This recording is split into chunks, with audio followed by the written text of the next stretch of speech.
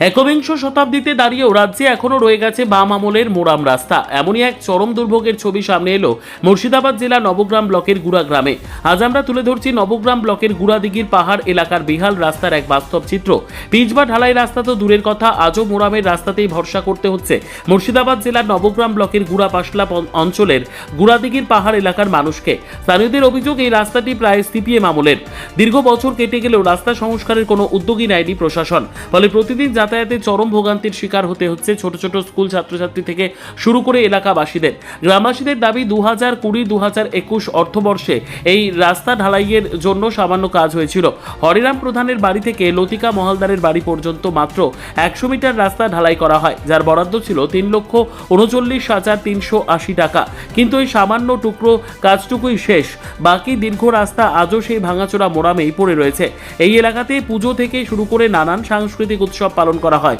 উৎসবের দিনগুলিতে দূর দূরান্ত থেকে মানুষ আসেন, কিন্তু রাস্তার যা বিহাল দশা তাতে উৎসবের আনন্দ উপভোগ করা তো দূরের কথা, যে কোনো মুহূর্তে বড়সড় দুর্ঘটনা ঘটার আশঙ্কায় থাকেন সাধারণ মানুষ।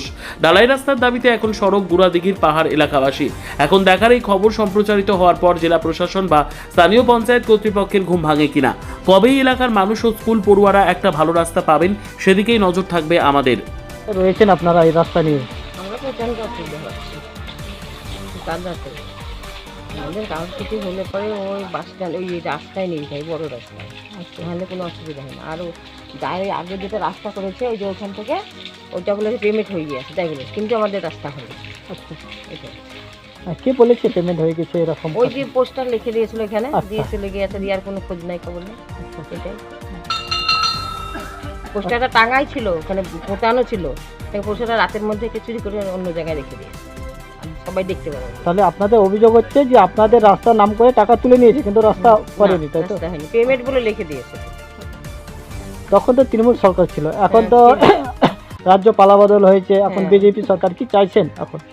আমরা যাতে ভালো হয় সেটাই চাইছি, যাতে রাস্তা হয় সেটাই চাইছি। আপনার নাম? আমার নাম মেনকা। কতদিন ধরে বেহাল রাস্তা আমরা এখানে 40 বছর থেকে বাস করছি, আমাদের রাস্তাঘাটের কিছু নাই। হ্যাঁ, রাস্তার কোনো যোগাযোগ নাই, গাড়ির যোগাযোগ নাই, কিছু আসে না। আমাদের অসুবিধা হয়, কষ্ট হয় উঠতে হাঁটতে। কি চাইছেন সব আমাদের যাতে রাস্তাটা হয় তাই হয়। আমাদের ছেলেপিলে এখানে পুজো হয়, পাল পরব হয়, সেটা খুব অসুবিধা হয়, কষ্ট হয় ছেলেপিলে নিয়ে আগে নিয়ে। কতদিন ধরে এরকম অবস্থায় রয়েছে? মেলা দিন থেকে এরকমভাবে কাদা, আমরা বেরোতে পারছি না, অসুবিধা। জল কাদায় ছেলেপেলে বেরোতে পারছে না, কোনো অসুখ বিসুখ করছে তো আমরা বাড়ি থেকে একটা গাড়ির ব্যবস্থা করতে পারছি না কাদায়।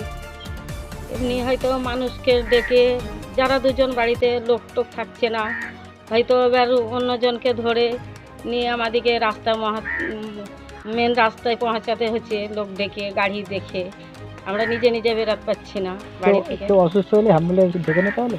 না, ঢুকতে পারছে না তো, এবার এখানে গাড়ি ঢুকতে পারছে না, এইখান থেকে এবার লোক ডেকে ধরাধরি মেন জায়গাতে পৌঁছাতে হচ্ছে, দিয়ে তখন গাড়ি ওইখান থেকে।